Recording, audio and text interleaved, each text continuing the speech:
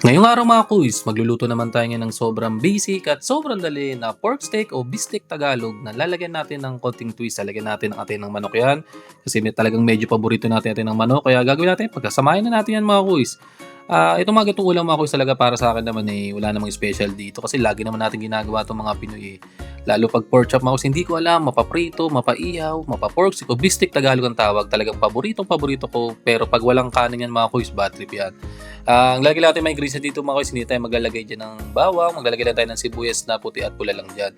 Tapos iniwa ko lang sa gilid-gilid lang mga kuys yung pork chop para pag pinirito natin siya, hindi siya magko-close mga kuys o yung parang tatabingi. Makakatulong yan para plat na plat yung ating pork chop dyan. Yan mga kuys, wala namang bago dito, matik yan, maglagay tayo ng kalamansi dyan. Sa inyo, kung gusto nyo mas maasim, maglagay kayo ng konti dyan.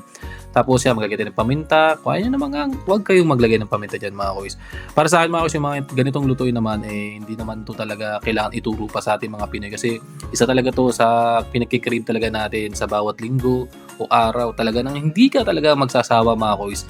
Ang gagawin lang natin dito mga kuys, ibababad lang natin to ng saglit lang mga kuys kasi ngayon na din naman lulutuin yan. So para sa akin, mas masarap siguro to kung overnight. Pero hindi ko alam kung goods na isasamang ibabad yung atay ng manok doon. Siguro kung ibababad yun ng overnight yan, ipaghiwalay nyo ng pagbababad yung atay ng manok. Kumbaga separate nyo sila.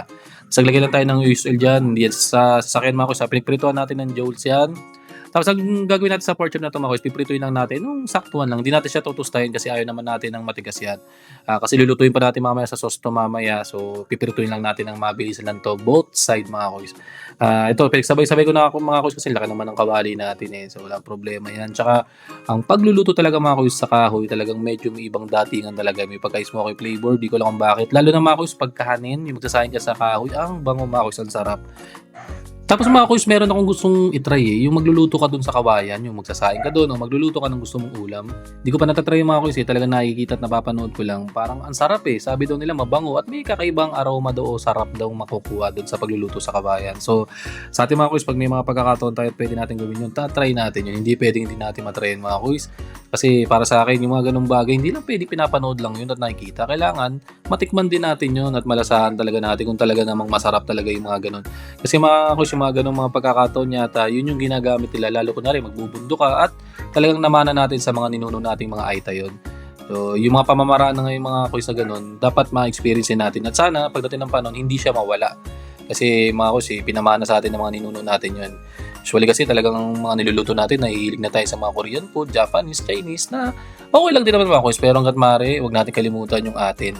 Yung pagiging Pinoy natin, dapat nandun palagi mga kuys. Yun nga nakakalungkot mga kuys, syempre, may mga pagkain tayo mga Pinoy food na nababago na rin.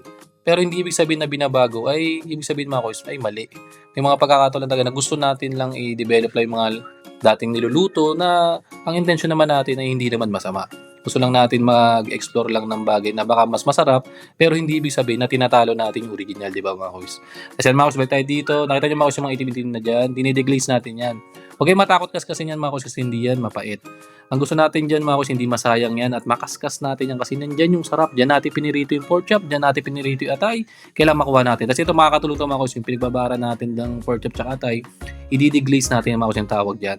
Kakaskasin natin, nakita nyo mga kuys, unti-unti natin nakakaskas yung mga itim-itim sa ilalim nyo na hindi yan mapait, promise. Kasi iba kasi natatakot mga kuys, ginagawa, nagpapalit sila ng kawali. Sayang mga kuys, nandun talaga yung sarap Huwag nating hayaang masayang yun. Tapos ito, lagyan na natin yung atay tsaka pork chop. Kasi mga kuys, pagka ganyan ang diskarte natin, malapit na matapos to. Kasi halos luto naman yung pork chop. Iko-coated lang natin ng maayos yung pinaka-sauce dyan para naman pumasok dyan sa atay tsaka sa pork chop yung ating sauce. Tapos ang gusto natin dito, yung nagmamantika mga kuys. Talaga naman yung pag nakita mo, manggigigil ka talaga na hahagisan mo talaga ng baho na kanin. Ang sarap talaga mga kuys. Sino mo mga ganyan tsura mga kuys? Kulang lang dito mga kuys, hiling pampapogi. Hindi na natin ganyan sili mga kuys.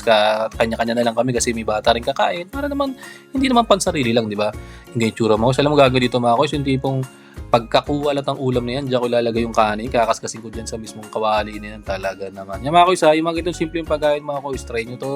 Alam ko naman siguro may mga nakatry din sa inyo, pero mga kuys, the best to. Salamat mga kuys, kain.